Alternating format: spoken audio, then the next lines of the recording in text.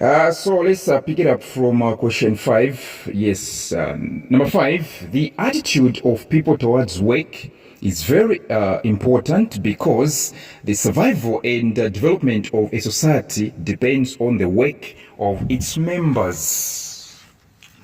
The attitude of people towards work is very important because the survival and development of a society depends on the work of its members.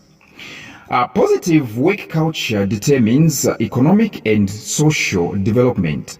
Positive work culture determines economic and social development.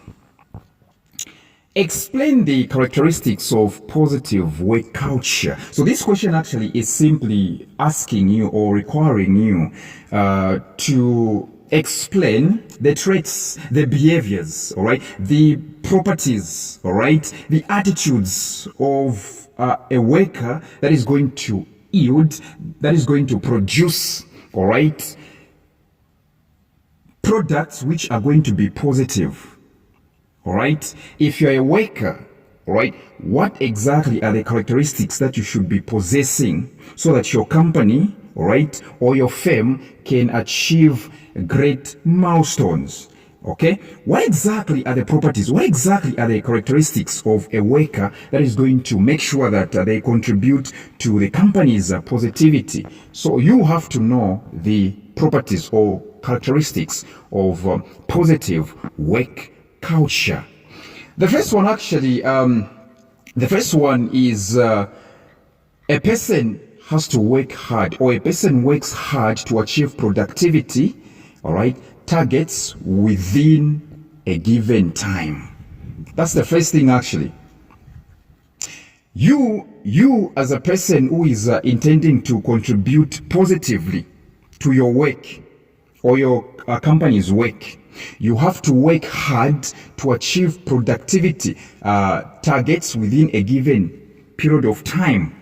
How do you know that this person is serious with work?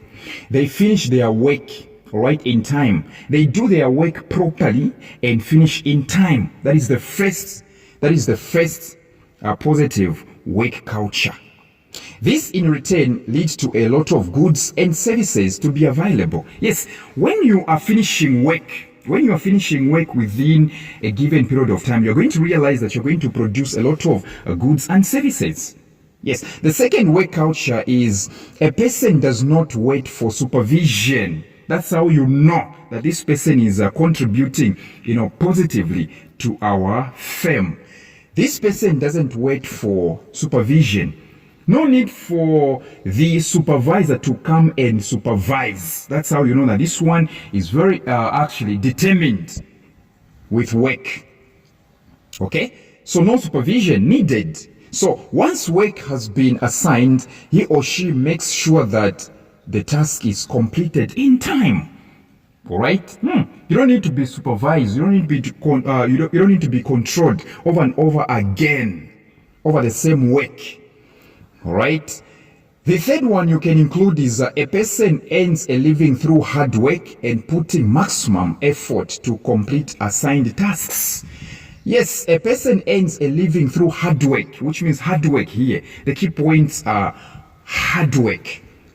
A person earns a living through hard work and putting maximum effort to complete assigned tasks. All right. How do you know that somebody is contributing positively? Look at the way they are working.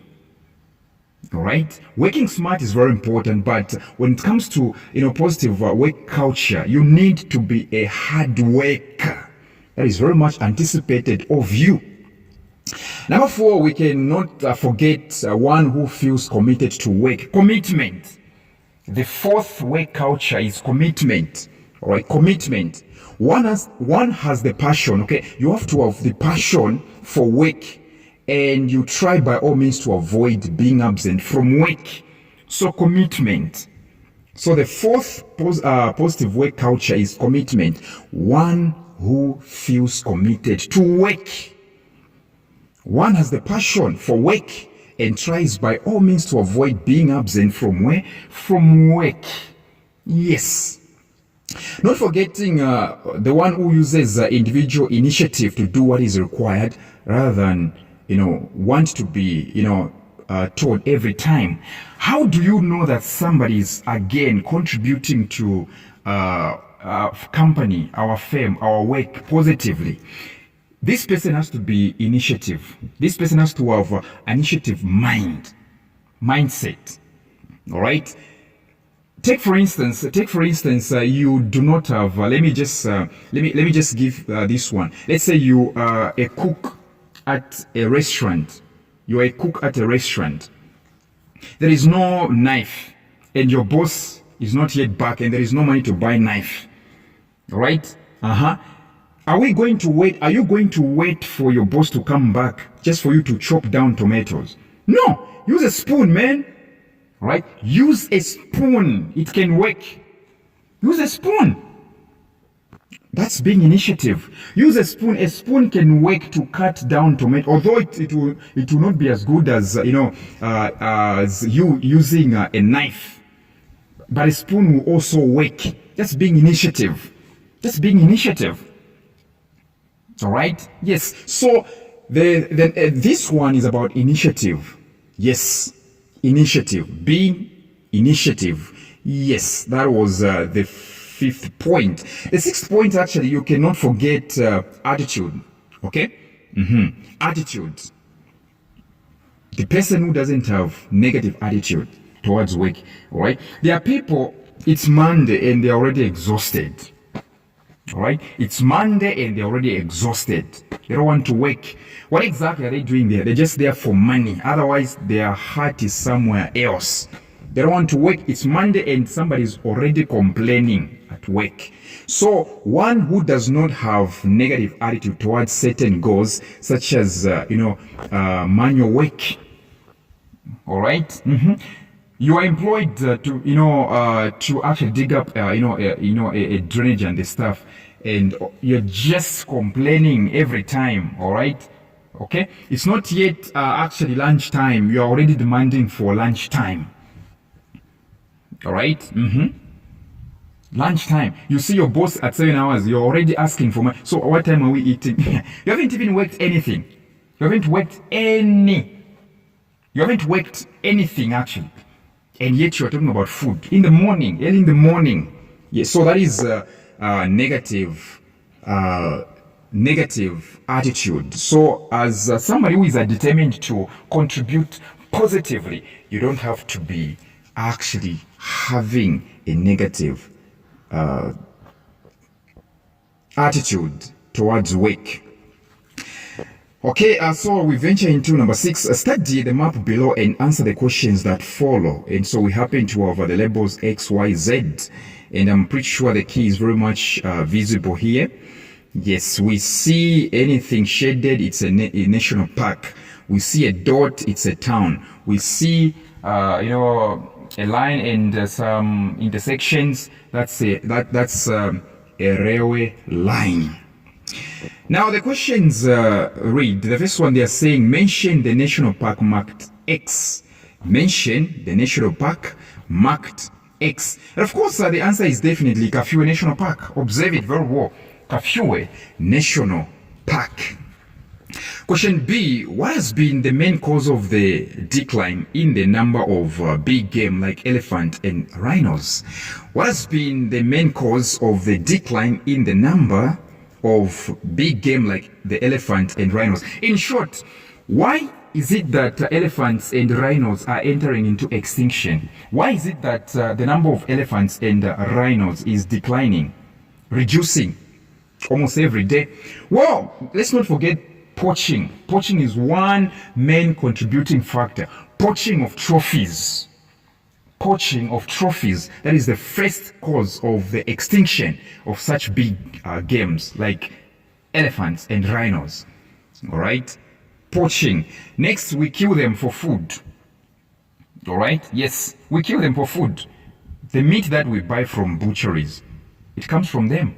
So they are sources of food. These are the two main reasons why rhinos and elephants are getting into extinction.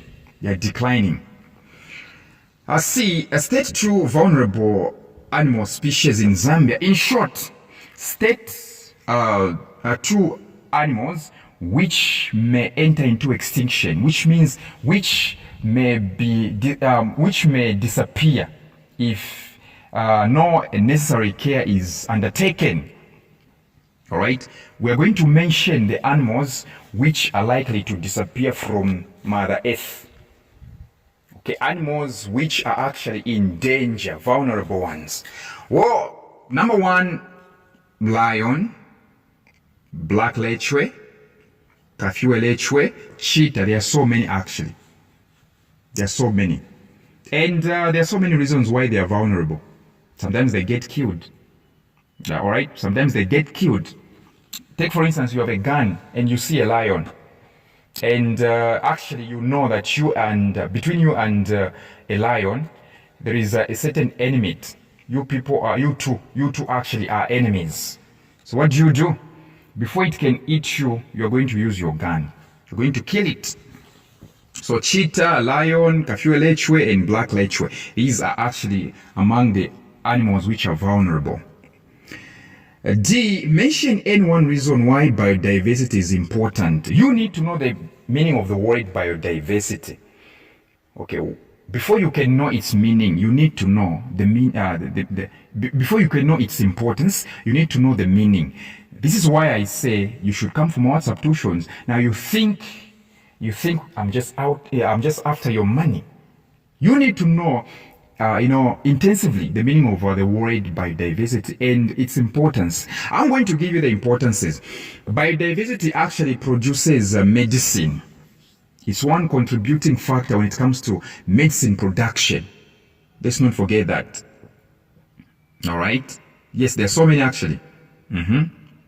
Yes. And to maintain ecological balance, biodiversity also maintains ecological balance. Biodiversity is actually important when it comes to maintaining ecological balance. Ecological balance.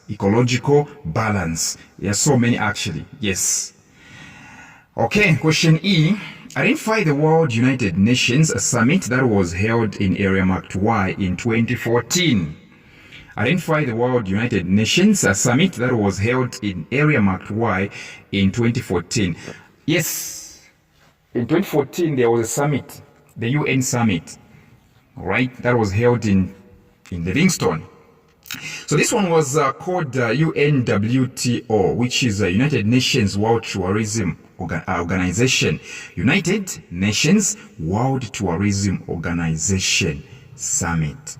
UNWTO, United Nations World Tourism Organization. F, what were the two benefits of this summit to Zambia? In short, in 2014, how did Zambia benefit? Even Zimbabwe actually benefited. All right. So number one, let's not forget money. It provided foreign exchange. Zambia benefited from this because of what? Foreign exchange.